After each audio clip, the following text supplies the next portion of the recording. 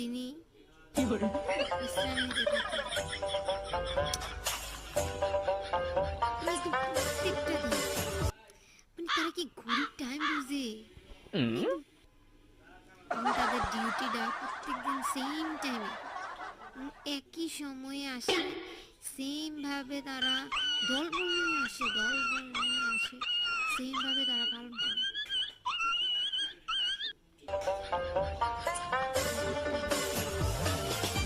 এরা যে কি পাঞ্চুয়াল,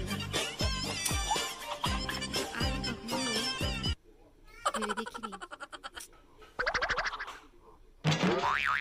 প্রতিদিন একদম রেগুলার 4টা বাজতে এদিক ওদিক হইতে পারে, কিন্তু এগুলোর আসতে কোনো লেট হবে না।